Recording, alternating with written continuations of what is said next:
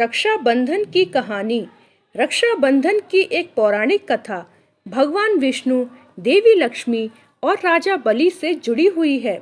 असुरों का राजा बलि 100 यज्ञ पूर्ण कर अजय हो गया। धरती पर अपना साम्राज्य स्थापित कर वह स्वर्ग का सिंहासन प्राप्त करने की तैयारी करने लगा। यह ज्ञात होने पर देवराज इंद्र चिंतित हो गए और भगवान विष्णु की शरण में पहुंचे। इंद्र ने भगवान विष्णु से स्वर्ग का सिंहासन बचाने की प्रार्थना की। तब वामन अवतार धारण कर भगवान विष्णु राजा बलि के दरबार में गए और उनसे भिक्षा की याचना की। राजा बलि दानवीर था। उसने वामन अवतार भगवान विष्णु को वचन दिया कि वह भिक्षा में जो भी मांगेंगे उसे प्रदान किया जाएगा। भगवान विष्णु ने भिक्षा में 3 पग भूमि मांग ली।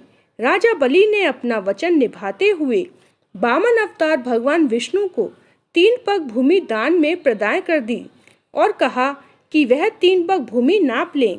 भगवान विष्णु ने पहले पग में पृथ्वी को नाप लिया और दूसरे पग में स्वर्ग को।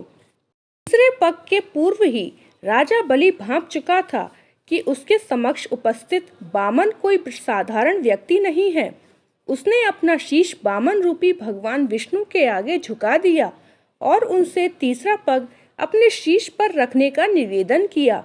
भगवान विष्णु ने वैसा ही किया। इस तरह राजा बलि अपना संपूर्ण राज्य गंवाकर पाताल लोक में रहने को विवश हो गया।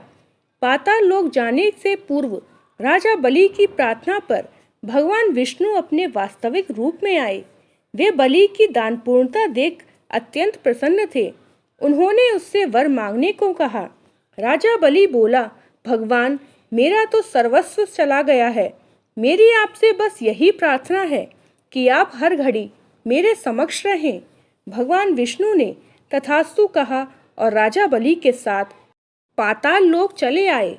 बैकुंठ में भगवान विष्णु की प्रतीक्षा कर रही देवी लक्ष्मी को जब यह सूचना मिली तो वे चिंतित हो उठी। उन्होंने नारद मुनि को बुलाकर मंत्रणा की और इस समस्या का तोड़ पूछा। नारद मुनि ने उन्हें सुझाया कि वे राजा बलि को रक्षा सूत्र बांधकर अपना भाई बना लें और उपहार स्वरूप भगवान विष्णु को मांग लें। देवी लक्ष्मी गरीब महिला का भेष धरकर पाताल लोक पहुंची और नारद के सुझाए अनुसार राजा बलि की कलाई में रक्षा सूत्र बांधा। तब राजा बलि बोला, आपको देने के लिए मेरे पास कुछ नहीं है। तब देवी लक्ष्मी अपने वास्तविक स्वरूप में आई और बोली, आपके पास तो साक्षात भगवान विष्णु हैं, मुझे वही चाहिए। राजा बलि ने भगवान विष्णु को देवी लक्ष्मी के साथ जाने दिया। जाते जाते भगवान विष्णु ने राजा बलि से कहा कि वे हर साल 4 माह पाताल लोक में निवास करेंगे। वे 4 माह चतुर्दशी कहलाते हैं और देवशयनी एकादशी से प्रारंभ होकर देव उठनी एकादशी तक चलते हैं। जिस दिन देवी लक्ष्मी ने राजा बलि को रक्षा सूत्र बांधा था वह श्रावण मास की पूर्णिमा का दिन था। तब से वह दिन रक्षाबंधन के रूप में मनाया जाता है और उस दिन बहनें अपने भाइयों की कलाई पर रक्षा सूत्र राखी बांधती हैं और भाई बहनों की रक्षा का वचन देते हैं।